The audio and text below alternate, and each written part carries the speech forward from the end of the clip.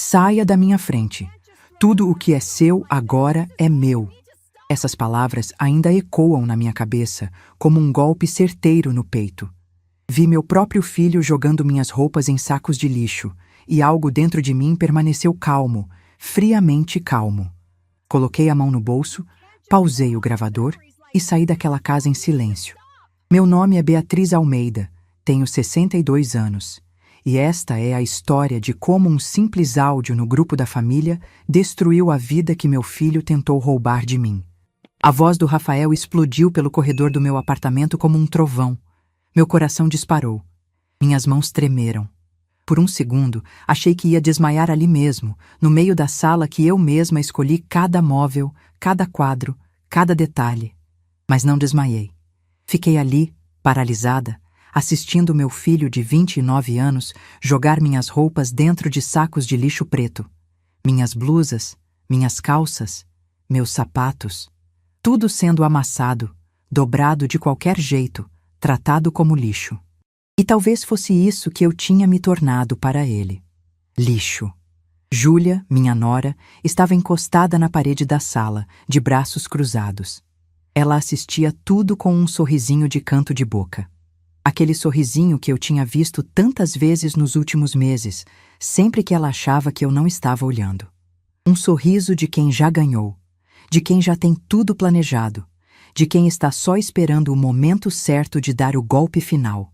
Aproveita e leva logo essas quinquilharias velhas também, ela disse, apontando com o queixo para os porta-retratos da estante. Quinquilharias. Ela chamou de quinquilharias as fotos do Rafael criança, do dia da formatura dele, das viagens que fizemos juntos quando ele ainda me olhava com carinho, quando ainda me chamava de mãe com afeto na voz. Agora aquelas memórias eram só quinquilharias velhas que atrapalhavam a decoração moderna que ela queria fazer no apartamento. No meu apartamento. Rafael, por favor, vamos conversar com calma. Tentei. Minha voz saiu mais fraca do que eu queria. Eu precisava de ar. O cheiro do perfume enjoativo da Júlia, aquele perfume caro que ela usava litros, estava me sufocando. Não tem conversa. Ele virou para mim, o rosto vermelho, as veias do pescoço saltadas. Aquele corpo musculoso que ele tanto exibia nas fotos do Instagram, aqueles braços que ele mostrava nos vídeos de treino, agora estavam sendo usados para me intimidar, para me fazer sentir pequena, frágil, indefesa. Você assinou a procuração, o apartamento está sendo transferido para mim agora. Eu avisei que se você não saísse por bem, ia sair por mal. Procuração. Aquela maldita procuração que ele me convenceu a assinar 3 meses atrás. Mãe, é só para facilitar uns trâmites bancários. Preciso resolver umas coisas da clínica da Júlia e você, como coavalista, precisa autorizar. É coisa rápida, burocracia. Eu acreditei. Claro que acreditei. Era meu filho. Por que eu duvidaria do meu próprio filho? Você não me deixou opção, mãe. Precisamos desse apartamento. Júlia vai abrir a 2ª clínica aqui. Vai ser o escritório administrativo. Você pode ir morar no quartinho da casa que você me deu. Tem espaço suficiente para você. Quartinho. A palavra ficou ecoando na minha cabeça. Quartinho. Ele estava me oferecendo um quartinho na casa que eu comprei para ele morar. A casa que eu dei de presente de casamento, toda mobiliada, toda quitada, com escritura no nome dele.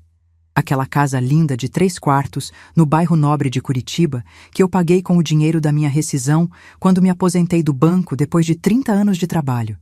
E agora ele queria que eu morasse num quartinho lá. Como uma empregada velha.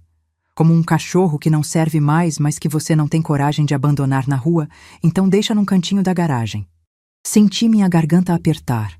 Aquela sensação horrível de quando você quer chorar, mas não pode, não deve, não vai dar esse gosto para quem está te machucando.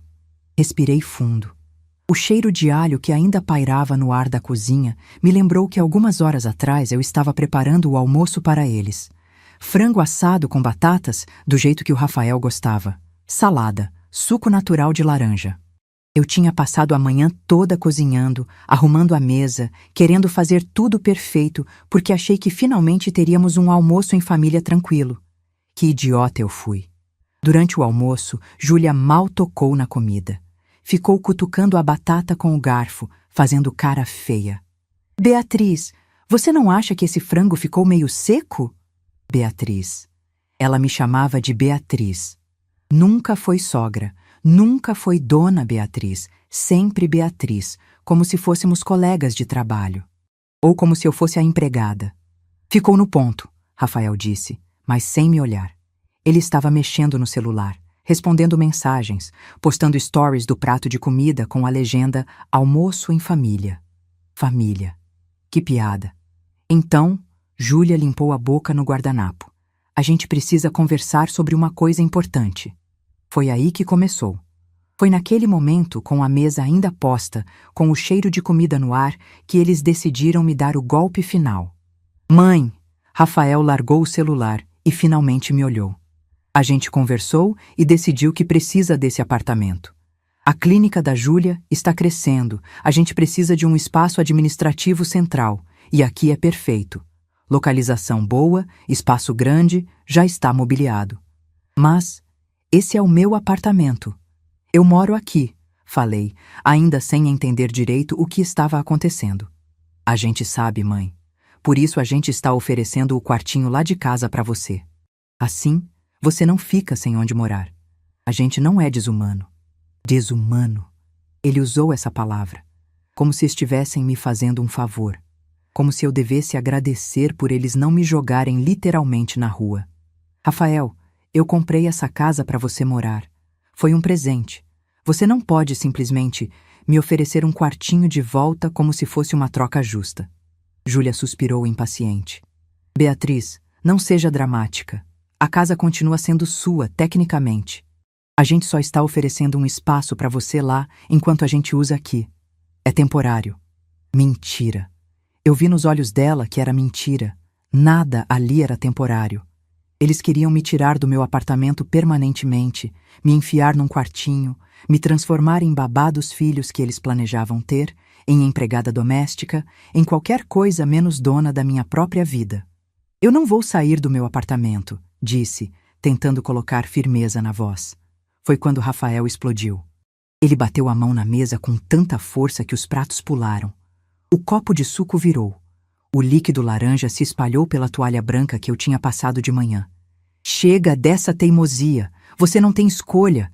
A procuração já está registrada. O processo de transferência já começou. Ou você sai por bem, ou eu vou ter que te tirar daqui. Rafael, você não pode fazer isso. Isso é ilegal. Eu não autorizei transferência nenhuma de apartamento. Autorizou sim, Júlia falou, pegando uma pasta que estava no aparador. Ela abriu e me mostrou papéis. Está aqui, sua assinatura. Procuração com poderes para transferir bens imóveis. Tudo certinho, tudo legal. Peguei o papel com as mãos trêmulas. Era minha assinatura. Mas eu tinha assinado aquele documento achando que era sobre o aval na conta da clínica. Não tinha lido direito. Confiei. E agora estava ali, preta no branco, minha assinatura autorizando meu próprio filho a me roubar. Vocês me enganaram, sussurrei. A gente fez o que tinha que fazer, Rafael respondeu, frio. Você nunca ia concordar por livre e espontânea vontade. Você é egoísta demais para isso. Egoísta. Eu era egoísta. Eu que trabalhei 30 anos num banco, que acordava às 5 da manhã, que aguentava cliente mal-educado, chefe abusivo, pressão por meta, tudo isso para dar uma vida boa para o meu filho. Eu, que paguei escola particular, curso de inglês, faculdade, que comprei carro para ele quando fez 18 anos, que dei casa de presente quando ele casou, que emprestei R$40 mil para Júlia abrir a primeira clínica e nunca vi a cor desse dinheiro de volta. Eu era egoísta porque não queria ser expulsa do meu próprio apartamento. Vocês têm uma semana para arrumar suas coisas, Júlia disse, guardando os papéis de volta na pasta. A gente vai começar a reforma no começo do mês que vem. Ah, e Beatriz, já que vai morar lá em casa, seria legal se você ajudasse com as tarefas domésticas. Limpeza, comida, essas coisas. Afinal, você vai estar morando de graça. De graça. Eu ia morar de graça na casa que eu comprei. Foi nesse momento que algo quebrou dentro de mim. Não foi tristeza, foi raiva. Raiva pura, fria, calculada. Uma raiva que veio lá do fundo, de um lugar que eu nem sabia que existia. E junto com a raiva veio uma clareza absoluta. Eles achavam que eu era burra. Achavam que eu era velha e ingênua e fácil de manipular. Achavam que 30 anos trabalhando num banco não me tinham ensinado a reconhecer um golpe quando eu via um. Mas eles estavam errados. Eu me levantei da mesa devagar. Está bem, falei com a voz baixa, controlada. Vou arrumar minhas coisas. Rafael pareceu surpreso.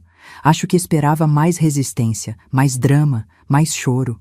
Ótimo, finalmente você está sendo razoável. Fui para o meu quarto, fechei a porta. Sentei na cama e fiquei ali, respirando, pensando, planejando. Peguei meu celular e abri o aplicativo de gravação de voz. Aquele aplicativo que eu tinha instalado 2 semanas atrás, quando comecei a desconfiar que algo estava muito errado.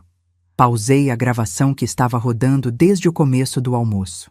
1h15 de áudio. Tudo registrado. Cada palavra, cada ameaça, cada confissão. Salvei o arquivo com o nome Almoço Extorsão 1. Era o 3º arquivo de uma coleção que eu vinha fazendo. Nos últimos 2 meses, desde que descobri sobre a procuração falsa, eu tinha começado a gravar tudo. Toda conversa, toda humilhação, toda ameaça velada. Toda vez que eles me tratavam como empregada na minha própria casa. Eu tinha horas e horas de áudio, mas precisava do golpe final. Precisava deles se entregando completamente. E eu sabia que isso ia acontecer, porque eles estavam confiantes demais. Arrogantes demais. Achavam que tinham ganhado. Foi quando ouvi a voz do Rafael no corredor. Júlia, vem ver o quarto dela. A gente pode transformar isso num closet gigante para você.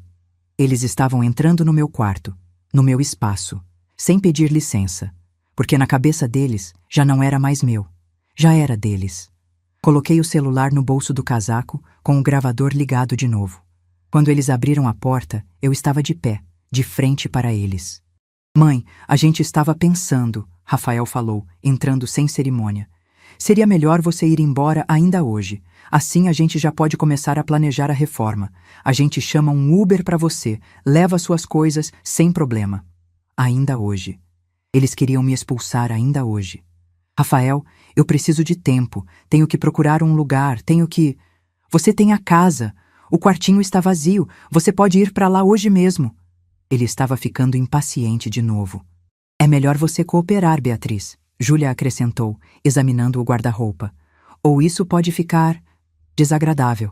Desagradável como? Perguntei. Ela sorriu. Aquele sorriso. Bom, se você não sair por bem, a gente pode entrar com um processo de interdição. Dizer que você não está mais em condições mentais de administrar seus bens. A gente tem até uns vídeos seus, meio confusa, esquecendo coisas. Seria fácil convencer um juiz. Mentira. Eu nunca estava confusa. Mas entendi o plano. Eles iam me pintar como uma velha senil, incapaz, e assim justificar tomar todos os meus bens. Então é isso, falei, mais para mim mesma do que para eles. Vocês planejaram tudo. A gente fez o que tinha que fazer. Rafael repetiu. Agora para de drama e vai arrumar suas coisas. Você tem 2 horas. 2 horas. Nem uma semana. 2 horas. E se eu me recusar? Rafael deu um passo na minha direção. Ele era alto, musculoso, intimidador. Eu dei um passo para trás e senti minhas costas baterem na parede. Você não vai se recusar, mãe, porque se você se recusar, eu vou ter que te tirar daqui à força, e nenhum de nós quer isso, certo? Era ameaça. Era a ameaça explícita de violência. E estava tudo sendo gravado. Está bem, repeti. Vou arrumar minhas coisas. E foi aí que aconteceu o que eu descrevi no começo. Rafael perdendo completamente o controle, jogando minhas roupas em sacos de lixo, gritando que tudo que era meu agora era dele. Júlia assistindo com aquele sorriso. Os dois se sentindo vitoriosos. E eu, com a mão no bolso, pausando o gravador depois de 20 minutos de puro ouro. 20 minutos de confissões, ameaças, chantagens, tudo registrado com perfeita clareza. Juntei meus 3 sacos de lixo com roupas, peguei minha bolsa, peguei minha pasta com documentos importantes que eu tinha escondido embaixo do colchão 2 semanas atrás, porque eu já sabia que esse dia ia chegar, e saí do apartamento. Quando passei por Rafael na porta, ele disse: "Amanhã vem o caminhão buscar o resto das suas coisas. Pode ir deixando as chaves na mesa." Deixei as chaves. Desci as escadas porque não confiava que minhas pernas aguentariam a espera do elevador sem tremer. Quando cheguei no saguão do prédio, seu Mário, o porteiro, olhou para mim com pena. Ele tinha visto tudo aquilo nos últimos meses. Tinha visto Rafael chegando com a Júlia e me tratando cada vez pior. Tinha visto eu saindo às vezes com os olhos vermelhos. Seu Mário sabia. "Dona Beatriz, a senhora está bem?" "Estou sim, seu Mário", menti. Minha voz saiu estrangulada.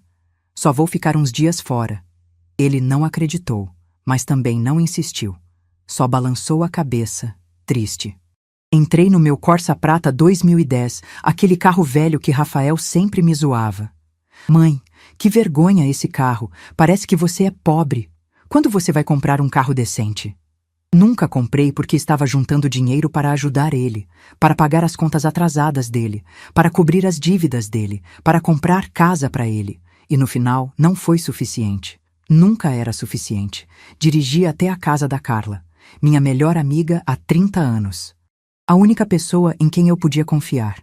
Quando ela abriu a porta e me viu ali, parada na varanda, com 3 sacos de lixo cheios de roupa, ela não precisou perguntar nada.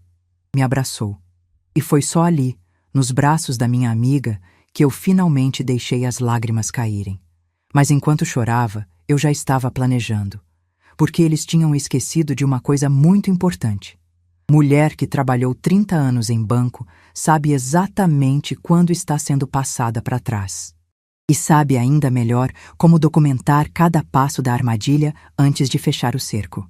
Carla me puxou para dentro, me sentou no sofá macio da sala dela, aquele sofá cor de mostarda que ela tinha há anos e que sempre foi o meu lugar seguro.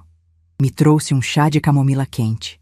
Sentou do meu lado e ficou segurando minha mão, esperando eu conseguir falar. Levei uns 10 minutos. 10 minutos sentada ali, tremendo, tentando controlar a respiração, tentando entender que aquilo realmente tinha acontecido. Que meu filho, o menino que eu carreguei no colo, que eu embalei para dormir, que eu cuidei quando estava doente, tinha me jogado para fora de casa como um animal indesejado. Aconteceu. Finalmente consegui dizer. Aconteceu tudo. E aí, eu contei. Contei sobre a procuração falsa. Sobre como Rafael tinha me convencido a assinar um documento dizendo que era só um aval para a conta bancária da clínica da Júlia. Mas, na verdade, tinha escrito lá que eu estava dando poderes para ele transferir meus bens. Contei sobre as últimas semanas, quando eles começaram a me tratar como empregada, mandando eu fazer comida, lavar roupa, limpar a casa. "Beatriz, já que você está aí sem fazer nada, lava essas roupas para nós. Beatriz, esquenta essa comida, estamos com fome. Beatriz, limpa o banheiro que está sujo." Sempre Beatriz, nunca mãe. Contei sobre o almoço de hoje, sobre o jeito frio que eles me disseram que precisavam do apartamento e que eu ia morar num quartinho, sobre a ameaça velada de processo de interdição se eu não cooperasse, sobre o Rafael me encurralando contra a parede, e sobre a explosão final, quando ele jogou minhas roupas em sacos de lixo e gritou que tudo que era meu agora era dele. Carla estava pálida. As mãos dela tremiam segurando a xícara de chá. "Bia, Isso é absurdo. A gente precisa fazer alguma coisa. Você tem que processar, tem que denunciar." "Já estou fazendo", respondi, pegando o celular. Mostrei para ela os arquivos de áudio. 13 arquivos, horas de gravação. Estou documentando tudo há 2 meses. Expliquei como tinha começado. 2 semanas depois que assinei a procuração, Rafael pediu para usar meu computador. Disse que o dele estava com problema e ele precisava enviar uns e-mails urgentes. Deixei. Quando fui usar depois, tinha esquecido de fechar uma aba do navegador. Era o site do cartório. E tinha lá, aberta, a cópia digital da procuração que eu tinha assinado. Quando li o documento, meu coração parou. Não era procuração para aval bancário. Era procuração com poderes para alienar, vender, transferir, hipotecar bens móveis e imóveis. Todos os meus bens. Meu apartamento. Minha pequena poupança. Tudo. Naquele momento, eu poderia ter confrontado ele. Poderia ter gritado, chorado, corrido para um advogado. Mas 30 anos trabalhando no banco me ensinaram uma coisa. Nunca confronte um golpista antes de ter todas as provas, porque ele vai negar, vai destruir evidências, vai desaparecer com o dinheiro. Então fiz o que sempre aconselhava a meus clientes que estavam sendo vítimas de fraude. Comecei a documentar, instalei o aplicativo de gravação no celular, comecei a gravar todas as conversas. Comprei um pendrive e fiz backup de todos os documentos importantes que eu tinha. Escritura do apartamento, comprovantes de transferência bancária para o Rafael, notas fiscais da casa que dei de presente, comprovante dos 40 mil reais que emprestei para Júlia. Tudo. E esperei. Esperei eles se sentirem seguros o suficiente para mostrarem quem realmente eram. Você é uma gênia, Carla disse, apertando minha mão. Bia, com essas gravações, você consegue provar tudo. Extorsão, falsificação de documento, ameaça. Eu sei, mas Carla, minha voz falhou. Ele é meu filho. Como eu vou processar meu próprio filho? Ela me virou para olhar nos meus olhos. Bia, esse homem que te expulsou de casa hoje não é mais seu filho. Seu filho morreu quando ele escolheu a ganância e aquela cobra da Júlia. Eu sabia que ela tinha razão, mas doía. Doía tanto. Naquela noite, dormi no quarto de hóspedes da Carla, ou tentei dormir. Passava da meia-noite e eu estava acordada, olhando para o teto, lembrando. Lembrando do Rafael com 5 anos de idade, correndo pela casa, me abraçando e dizendo: Mãe, quando eu crescer, vou cuidar de você. Lembrando dele com 15 anos, me dando um cartão no Dia das Mães que ele mesmo tinha feito, com as mãos desajeitadas, escrito para a melhor mãe do mundo. Lembrando da formatura dele na Faculdade de Educação Física, quando ele me chamou no palco e me agradeceu na frente de todos. Nada disso seria possível sem minha mãe, que trabalhou tanto para me dar essa oportunidade. Onde estava aquele menino? Onde estava aquele filho? Chorei no escuro. Chorei baixinho para a Carla não ouvir. Chorei pela mãe que tinha perdido o filho. Chorei pela mulher que tinha sido traída da pior forma possível. Chorei por mim mesma, por ter sido tão ingênua, tão boba, tão disposta a acreditar que amor de mãe seria correspondido. Os dias seguintes foram terríveis. Acordava de manhã e por um segundo esquecia o que tinha acontecido. Então a realidade voltava como um soco no estômago. Eu não tinha mais casa. Meu filho tinha me expulsado. Minha nora tinha me chamado de quinquilharia velha. Eu estava morando de favor na casa da minha amiga, aos 62 anos, com 3 sacos de roupa e nada mais. Carla tentava me animar. Fazia meu café da manhã preferido. Me levava para caminhar no parque. Colocava música alegre. Mas eu estava num poço. Num buraco escuro e profundo, onde nada fazia sentido. No terceiro dia, fui até uma agência do banco onde eu trabalhava. Precisava sacar dinheiro, precisava organizar minhas finanças. Encontrei alguns ex-colegas. Eles me cumprimentaram animados, perguntaram como estava da aposentadoria, se eu estava curtindo a vida. Menti. Sorri e disse que estava tudo ótimo. Mas no caminho de volta para a casa da Carla, tive que parar o carro no acostamento porque comecei a chorar tanto que não conseguia enxergar a rua. Ali, sozinha dentro do carro velho, eu desabei. Soquei o volante, gritei, deixei sair toda a raiva, toda a tristeza, toda a humilhação. Quando finalmente me acalmei, peguei o celular. Tinha mensagens no grupo da família no WhatsApp. Abri. Era o Rafael falando com minha irmã Paula e meu irmão Jorge. Alguém viu a mãe? Ela sumiu faz 3 dias e não responde mensagem. Não respondi. Bloqueei o número dele. Mais tarde, Paula me ligou. Bia, o Rafael disse que você sumiu. Está tudo bem? Contei tudo para ela, cada detalhe. Paula ficou em silêncio do outro lado da linha, só respirando pesado. Eu vou matar aquele moleque, ela disse por fim. Bia, eu sempre soube que ele era mimado, mas isso passou de todos os limites. Não faz nada ainda, pedi. Deixa eu resolver do meu jeito. Mas mesmo com o apoio da Paula, com o carinho da Carla, eu estava caindo num buraco de depressão. Passava horas deitada olhando para o nada. Não tinha fome, não tinha vontade de tomar banho, não tinha vontade de nada. Foi no 5º dia que Carla sentou do meu lado e disse, firme, chega, Bia, chega de se afundar. Você vai tomar um banho, vai se arrumar e a gente vai sair. Carla, eu não tenho cabeça pra... Não estou perguntando. É uma ordem.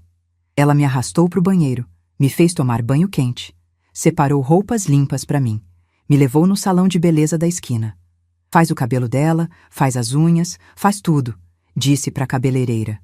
Sentei na cadeira do salão e olhei para o espelho. Quem era aquela mulher? Cabelo grisalho desgrenhado, olheiras profundas, olhos sem vida. Eu tinha envelhecido 10 anos em 5 dias. Mas, enquanto a cabeleireira lavava meu cabelo, enquanto sentia a água morna no couro cabeludo, a massagem suave, alguma coisa começou a mudar dentro de mim. A tristeza ainda estava lá, mas embaixo dela começou a surgir outra coisa. Raiva. Raiva de verdade. Não aquela raiva explosiva que faz você gritar e chorar, mas uma raiva fria, calculada, perigosa. Olhei para o espelho de novo. Corta bem curtinho, disse para a cabeleireira. Quero mudar. Ela cortou. Tirou uns 15 centímetros. Fez luzes discretas. Quando terminou, eu olhei para o espelho e vi uma mulher diferente, mais forte, mais decidida. Saímos do salão e Carla me levou numa loja de roupas. Escolhe o que você quiser. Meu presente. Carla, não precisa... Precisa sim. Você precisa se sentir bem. Precisa se sentir poderosa. Comprei roupas novas. Nada muito caro, mas roupas que me deixavam bonita, que me deixavam confiante. Calça preta, blusa branca elegante, sapato baixo confortável, mas estiloso. Quando voltamos para a casa da Carla, eu estava diferente. Ainda doía muito, mas não estava mais afundada. Estava de pé e estava pronta para lutar.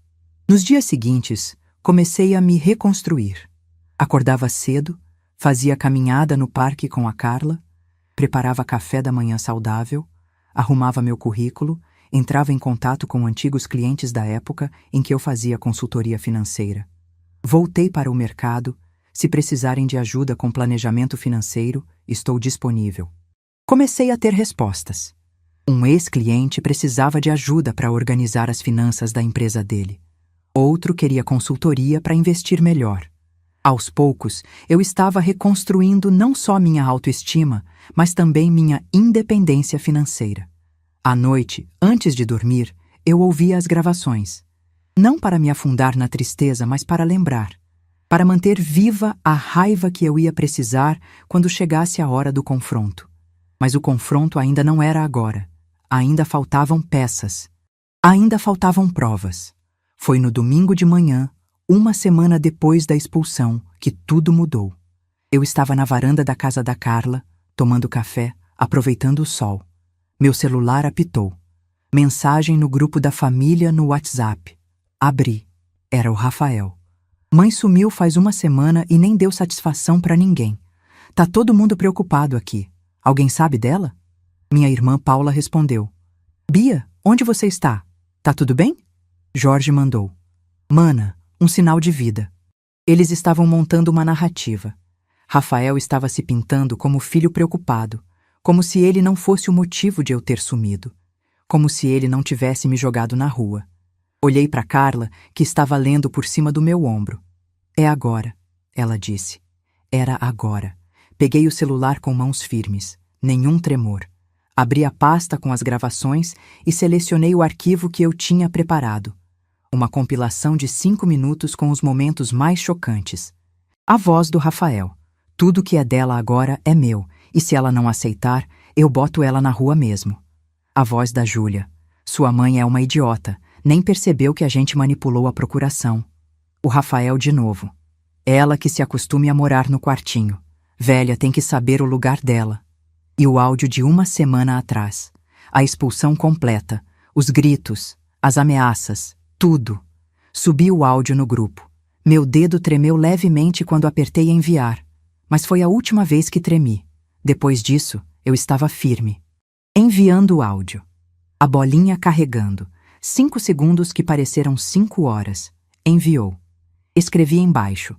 Para quem está preocupado, estou bem. Estou na casa de uma amiga depois de ter sido expulsa do meu apartamento pelo meu filho e pela nora dele. Segue a gravação da conversa. Ouçam tudo antes de julgar qualquer coisa. Enter. 2 tiques cinza. 2 tiques azuis. Rafael visualizou imediatamente. Júlia também. Paula. Jorge. Fiquei olhando a tela, esperando. E então começou. Paula foi a primeira. Meu Deus do céu! Rafael, é isso mesmo? Você fez isso com sua mãe? Segundos depois, Jorge. Eu não acredito no que estou ouvindo. Beatriz, onde você está? Estou indo te buscar agora. Fiquei segurando o celular, o coração batendo forte, mas compassado. Não era nervosismo, era adrenalina pura. A sensação de quando você finalmente encurrala o golpista. Quando o cheque-mate está próximo. Rafael estava digitando. A bolinha apareceu, sumiu, apareceu, sumiu. Ele estava apagando, reescrevendo, tentando encontrar as palavras certas para se defender. Boa sorte com isso. E então veio a mensagem que me fez soltar uma risada curta, sem humor. Era da Júlia. Rafael, seu imbecil, eu avisei para você não gritar essas coisas. Olha a merda que você fez. Silêncio sepulcral no grupo. Ela tinha acabado de confessar. Tinha acabado de admitir para toda a família que sabia que tinha sido gravada, que a preocupação dela não era o que tinham feito, mas o fato de terem sido pegos. Não estava chocada com o abuso, estava chocada por terem evidências. Paula digitou. Júlia, você acabou de confessar que sabia de tudo. Vocês dois são nojentos. Rafael tentou ligar para mim. A tela do celular acendeu com o nome dele. Recusei a chamada. Bloqueei o número. Júlia tentou. Recusei. Bloqueei. Carla estava do meu lado, apertando meu ombro. Você conseguiu. Agora todo mundo sabe. Mas não era suficiente. Família saber não era suficiente. Eu precisava de mais. Precisava de provas que um juiz pudesse usar. Precisava destruir completamente o plano deles. Jorge chegou meia hora depois, o rosto vermelho de raiva. Bia, eu sempre soube que aquele moleque era mimado, mas isso passou de todos os limites. Você vai processar? Vou, respondi. Já tenho advogado. Já tenho todas as provas. Não era verdade ainda. Não tinha advogado. Mas ia ter. Na segunda-feira de manhã, entrei em contato com o Dr. Henrique Ferreira, um advogado especializado em direito de família e crimes patrimoniais que tinha sido cliente meu no banco. Expliquei a situação, mostrei as gravações, mostrei os documentos. Ele ouviu tudo em silêncio, a expressão ficando cada vez mais séria. Dona Beatriz, isso aqui é falsificação de procuração, apropriação indébita, extorsão e coação. Seu filho vai responder criminalmente. E o apartamento?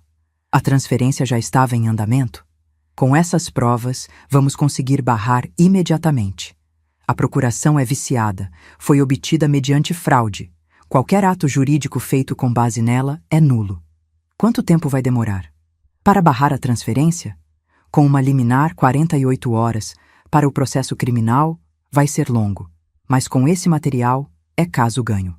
Assinei a procuração de verdade, essa sim para o Dr. Henrique me representar legalmente.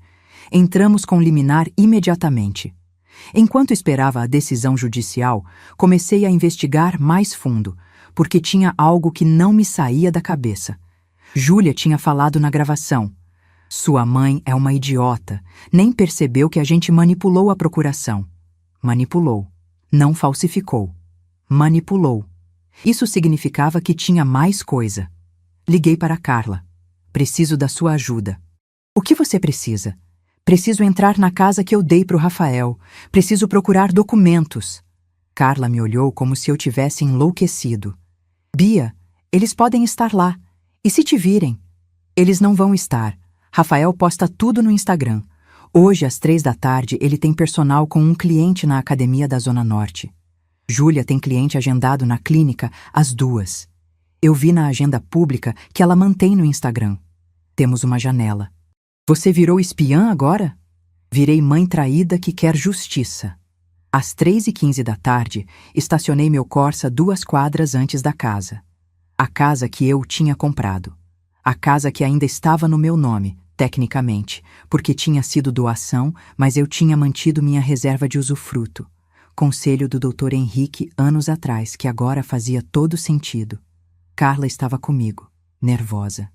Bia, eu ainda acho isso má ideia. Você não precisa entrar. Fica no carro, se alguém chegar, me liga. Caminhei até a casa. 3 quartos, jardim frontal, pintada de branco com janelas grandes. Linda. Tinha escolhido cada detalhe pensando no meu filho, no futuro dele, na família que ele ia construir. Que idiota eu fui. Tinha uma cópia da chave. Sempre tive. Afinal, a casa era minha. Abri a porta devagar. Silêncio. Ninguém. Entrei. O cheiro era diferente. Perfume enjoativo da Júlia por toda parte. A decoração tinha mudado.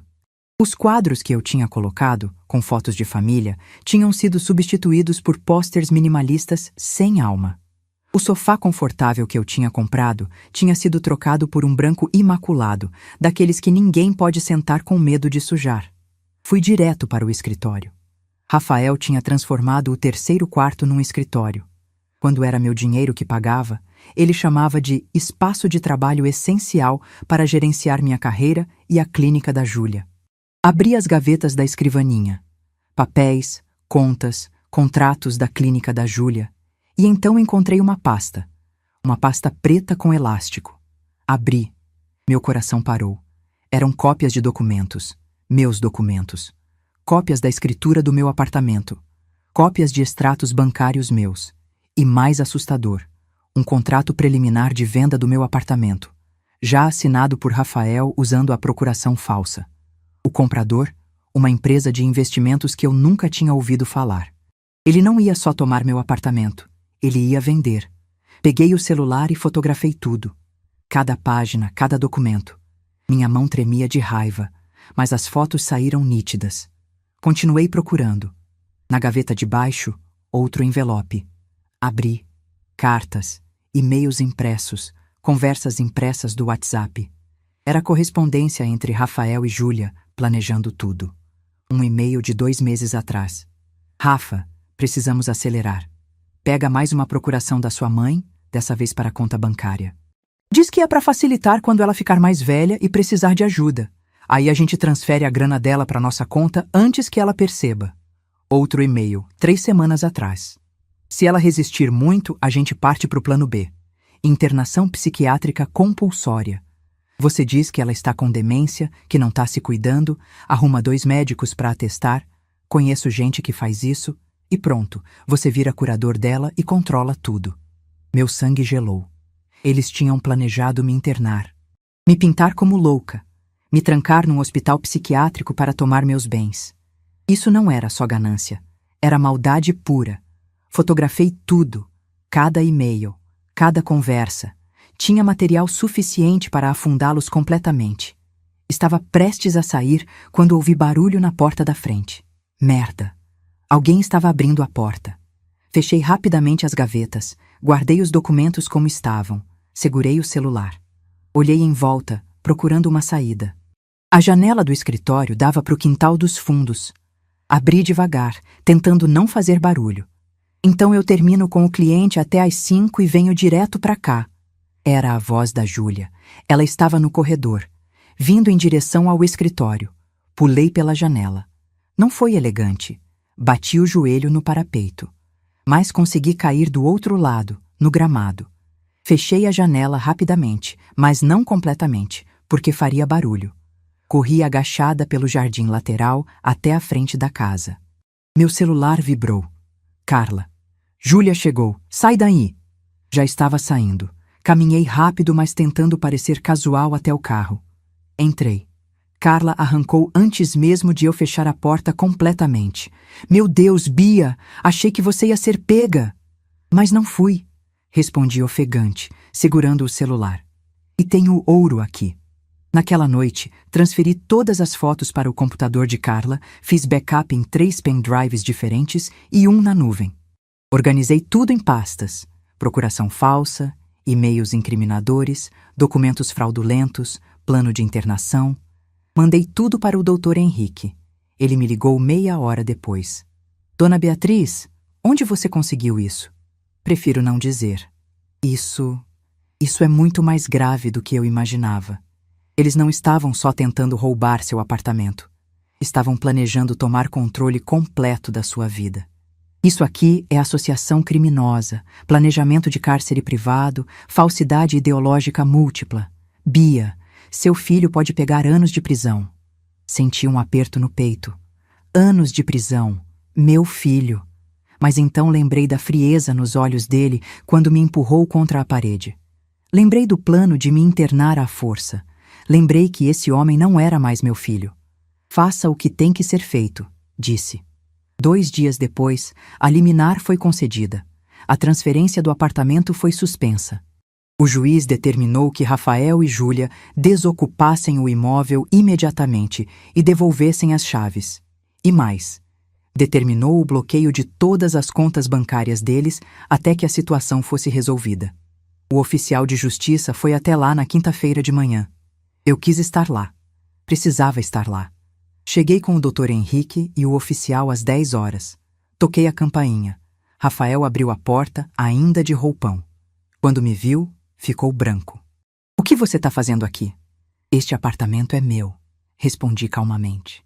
E você tem 1 hora para sair. O oficial mostrou a ordem judicial. Rafael leu, o rosto ficando cada vez mais vermelho. Isso é absurdo. Eu vou recorrer. Pode recorrer, Dr. Henrique disse. Mas a ordem é imediata. O senhor tem 1 hora. Júlia apareceu no corredor. Quando me viu, seu rosto se contorceu de ódio. Você fez isso, você invadiu nossa casa, você roubou nossos documentos. Nada foi roubado, respondi. E essa casa não é de vocês, nunca foi. Rafael, faz alguma coisa, ela gritou. Mas não tinha nada que ele pudesse fazer. Eles fizeram as malas em silêncio. Bem, não em silêncio. Júlia chorava dramaticamente, ligando para os pais, para as amigas, para qualquer um que ouvisse. Rafael estava mudo, apenas jogando roupas em malas com movimentos bruscos. Quando finalmente saíram, carregando malas e caixas até o carro, Rafael parou na frente de mim. Você vai se arrepender disso. Eu sou seu filho. Olhei nos olhos dele. Aqueles olhos que um dia foram de uma criança doce e agora eram de um estranho. Você deixou de ser meu filho quando me pôs na rua. Agora é só réu. Ele entrou no carro e foi embora. Entrei no meu apartamento, meu lar. Estava uma bagunça, precisava de reforma. Mas era meu. E ninguém ia tirar de mim de novo. Os dias seguintes foram uma limpeza. Limpeza física do apartamento e limpeza emocional da minha vida. Contratei uma equipe para limpar completamente o apartamento. Queria apagar qualquer rastro deles. O papel de parede que Júlia tinha colado foi arrancado. A parede que eles tinham quebrado foi reconstruída. O piso que trocaram foi substituído de novo, voltando ao original que eu tinha escolhido. Enquanto a reforma acontecia, fiquei na casa da Carla organizando a vingança final. Porque o processo judicial era uma coisa. Era necessário, era justo, era legal. Mas não era suficiente. Eu queria que eles sentissem exatamente o que eu senti. A humilhação, a impotência, o desespero. Comecei a investigar mais fundo a vida deles. Júlia tinha a clínica de estética. Eu entrei no site, vi os serviços, os preços. Entrei no Instagram dela. 50 mil seguidores. Fotos de antes e depois de clientes, com autorização, supostamente. Postagens sobre autocuidado, amor próprio, beleza interior. Que piada! Beleza interior. Essa mulher não tinha nada de belo por dentro. Comecei a seguir as páginas das clientes dela, mulheres da alta sociedade de Curitiba, esposas de empresários, médicas, advogadas, mulheres que tinham dinheiro e reputação a zelar. Criei uma conta anônima, nome falso, foto genérica. E comecei a espalhar a verdade. Comentários discretos nas fotos. Gente, vocês viram o que a dona dessa clínica fez com a sogra? Expulsou a própria sogra de casa para roubar o apartamento dela. Que tipo de pessoa faz isso? Mandei mensagens diretas para algumas clientes. Oi, não te conheço, mas achei que você deveria saber que a Júlia Campos e o marido dela estão sendo processados por tentar roubar a mãe dele. Tem gravação, tem prova. Só achei que você deveria saber antes de confiar seu dinheiro com ela. No começo, nada aconteceu. Mas então, uma das clientes compartilhou a história. E outra, e outra. Em 3 dias, virou um escândalo nas redes sociais de Curitiba. Grupos de WhatsApp de mães, de mulheres da sociedade, de clientes de clínicas de estética, todos falando sobre a história. Júlia tentou se defender. Postou um textão no Instagram dizendo que era tudo mentira, que eu era uma sogra manipuladora, que tinha problemas mentais, que estava inventando coisas para prejudicá-la. Erro dela. Postei, na mesma conta anônima, um trecho do áudio. Só 15 segundos. A voz dela clara dizendo: "Sua mãe é uma idiota, nem percebeu que a gente manipulou a procuração." O post viralizou. Em 24 horas, Júlia perdeu 10.000 seguidores. Clientes começaram a cancelar procedimentos. Funcionárias pediram demissão. Fornecedores começaram a cobrar pagamento antecipado porque não confiavam mais na idoneidade da clínica. Uma semana depois, a clínica fechou. Rafael sofreu destino parecido. Marcas de suplemento e roupas fitness romperam contratos de patrocínio. Alunos de personal training cancelaram. O número de seguidores dele despencou de 80.000 para 40.000 em 2 semanas. Os comentários nos posts dele eram cruéis. Personal trainer, mas não treina caráter. Cobra mais da mãe dele, tá precisando de grana. Achei que personal era para ajudar as pessoas, não para roubar a própria família. Ele deletou todos os posts e desativou os comentários. Mas o estrago estava feito. O processo criminal avançou. A perícia grafotécnica comprovou que a assinatura da procuração tinha sido falsificada. Eles tinham pegado minha assinatura de outro documento e tentado copiar, mas perícia descobriu. Rafael e Júlia foram formalmente indiciados por falsificação de documento, apropriação indébita, extorsão e associação criminosa. Eles tentaram acordo. O advogado deles entrou em contato com o Dr. Henrique, oferecendo devolver tudo, pagar pelos danos, mas em troca de não seguir com o processo criminal. "O que a senhora quer fazer?" Dr. Henrique me perguntou. "Recusar. Não é sobre dinheiro. É sobre justiça." O advogado deles insistiu. Ligou várias vezes. Enviou e-mails. Por fim, Rafael tentou contato direto. Mandou mensagem para a Paula. "Por favor, fala com a minha mãe." Foi mal entendido. A gente só estava nervoso. Não era para valer. A gente pode devolver tudo, pagar o que ela quiser, só não leva isso adiante. Paula me encaminhou a mensagem com um comentário. "Ele acha que você é idiota." Não respondi. O casamento deles começou a implodir. Meu irmão Jorge, que ainda tinha contato com alguns amigos em comum, me contou que viu os dois brigando na rua, aos berros. Júlia culpando Rafael por ter estragado tudo com a ganância dele. Rafael culpando ela por ter sido ambiciosa demais, por ter planejado a parte da internação psiquiátrica, que foi o que mais chocou o juiz. 2 semanas depois da indiciação, eles se separaram. Júlia voltou para a casa dos pais, falida. A clínica fechada, o nome manchado, sem dinheiro porque as contas estavam bloqueadas. Rafael teve que vender o carro, os equipamentos caros de treino, tudo para pagar advogado. E a casa que eu tinha dado para ele como presente de casamento. Entrei com ação de revogação de doação. Segundo o Código Civil, doações podem ser revogadas por ingratidão. E tentar me roubar, me expulsar de casa, planejar me internar à força, tudo isso se qualificava como ingratidão grave. O juiz concordou. A doação foi revogada. A casa voltou para o meu nome. Coloquei à venda imediatamente. Não queria nada que me lembrasse dele. Vendeu em 3 semanas, R$650.000, dinheiro limpo, honesto meu. Com esse dinheiro, quitei completamente o apartamento que ainda tinha um resíduo de financiamento. Reformei tudo. Fiz o apartamento que eu sempre quis, Não o apartamento que eu achava que meu filho ia gostar. Paredes claras, plantas em todos os cantos, uma biblioteca enorme na sala, um canto de leitura aconchegante perto da janela. Meu espaço, meu refúgio. 6 meses depois do escândalo inicial, o processo criminal estava próximo do julgamento. Foi quando Rafael tentou me procurar pessoalmente. Era uma terça-feira à tarde. Eu estava trabalhando em casa, fazendo consultoria financeira online para um cliente, quando o interfone tocou. Dona Beatriz, o Rafael está aqui.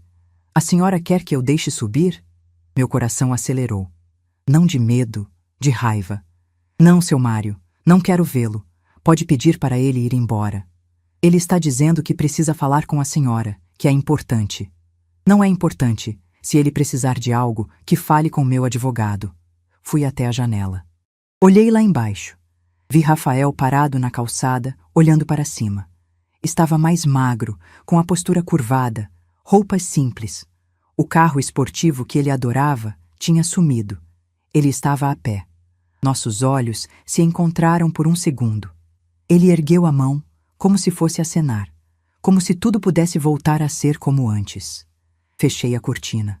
Meu celular tocou. Era Paula. Bia, o Rafael acabou de me ligar.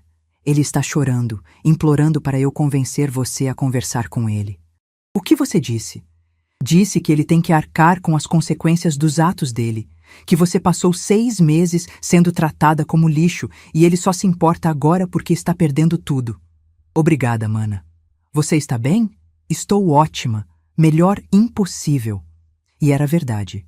3 dias depois, recebi a notificação. Rafael tinha aceitado fazer um acordo com o Ministério Público. Confessou todos os atos, devolveria qualquer valor pendente, prestaria serviços comunitários e teria nome limpo manchado pelo crime. Júlia também aceitou o acordo parecido. Nenhum dos dois ia para a prisão. Mas teriam antecedentes criminais. Nunca mais poderiam trabalhar com cargos de confiança, nunca mais poderiam tirar certidão negativa limpa. Para o resto da vida, seriam marcados como pessoas que tentaram roubar a própria família. Hoje, 1 ano e meio depois daquele almoço horrível que mudou tudo, estou sentada na varanda do meu apartamento, tomando café e olhando o amanhecer sobre Curitiba. O apartamento está lindo. É exatamente do jeito que eu sempre quis. Não tem nada que me lembre deles. Cada móvel, cada quadro, cada planta foi escolhido por mim, para mim. Minha consultoria financeira online está prosperando. Tenho 15 clientes fixos e uma lista de espera. Ganho bem, trabalho de casa, tenho liberdade. Finalmente estou vivendo para mim mesma. Paula e Jorge estão mais próximos do que nunca. A gente faz almoço de domingo aqui em casa. Eu cozinho, a gente conversa, ri, joga baralho. Família de verdade. Família que respeita, que apoia, que ama sem cobrar nada em troca. Conheci o Edmundo no grupo de caminhada do parque, 65 anos, professor de história aposentado, viúvo há 3 anos. Começamos a conversar depois das caminhadas. Um café aqui, um cinema ali. Nada sério, nada comprometido. Só a companhia de alguém que me trata com carinho, respeito e admiração. Semana passada, ele me disse: Beatriz, você é a mulher mais forte que eu conheço. O que você passou e como você se reergueu é inspirador. Forte. Ele me chamou de forte. Não de coitada, não de vítima. Forte. Carla continua sendo minha rocha. Sem ela, eu não teria conseguido. Hoje ela está aqui, sentada do outro lado da mesa, também tomando café, planejando uma viagem que vamos fazer juntas para o Nordeste mês que vem. Praias, sol, descanso, liberdade. Sobre Rafael, não tenho mais contato. Ele tentou falar comigo mais algumas vezes, sempre através de terceiros. Paula, Jorge, até uma ex-namorada dele do colégio me procurou pedindo para eu perdoar. Não perdoei. Não porque eu seja cruel, mas porque perdão sem consequências não é perdão, é permissividade. É dizer que está tudo bem. E não está. Ele precisa aprender. Precisa arcar com os erros. Precisa entender que mãe não é banco, não é capacho, não é empregada. Júlia voltou a trabalhar segundo soube. Está empregada como esteticista numa clínica de outra pessoa. Ganha salário fixo, nada dos lucros enormes que tinha antes. Os pais dela a renegaram socialmente, com vergonha do escândalo. Ela mora sozinha num apartamento pequeno. Rafael trabalha como personal trainer em uma academia de bairro. Ganhou alguns dos seguidores de volta nas redes sociais, mas nunca voltou ao que era. Mora num apartamento alugado, sozinho. Às vezes, em noites quietas como esta, penso no menino que ele foi. No Rafael de 5 anos correndo pela casa. No Rafael de 10 anos me ajudando a fazer bolo. No Rafael de 15 anos me abraçando e dizendo que eu era a melhor mãe do mundo. E fico triste. Triste pela mãe que perdeu o filho. Triste pelo menino doce que se transformou num homem ganancioso. Mas então olho em volta, para o meu apartamento lindo, para a minha vida reconstruída, para as pessoas verdadeiras que me cercam, e percebo que não perdi nada de valor. Ganhei. Ganhei clareza. Ganhei respeito próprio. Ganhei dignidade. E dignidade, aprendi, não se negocia. Não importa quantas pessoas tentem te pisar, te diminuir, te usar. No final, você escolhe se vai aceitar ou se vai lutar. Eu escolhi lutar. E não me arrependo. Minha última mensagem para quem está lendo isso, para quem talvez esteja passando por algo parecido. Você merece respeito. Você merece dignidade. Não importa se a pessoa que está te machucando é seu filho, sua filha, seu marido, sua esposa, seus pais. Ninguém tem o direito de te tratar como lixo. E se tratarem, documente. Prove. Lute. Porque você merece justiça. Eu consegui minha justiça. E você também pode conseguir a sua. Se essa história te tocou, se você conhece alguém que precisa ouvir isso, compartilha. Se inscreve no canal para mais histórias de pessoas que se recusaram a ser vítimas. E clica na próxima história que está passando na sua tela agora. Tem mais coragem, mais justiça, mais dignidade te esperando.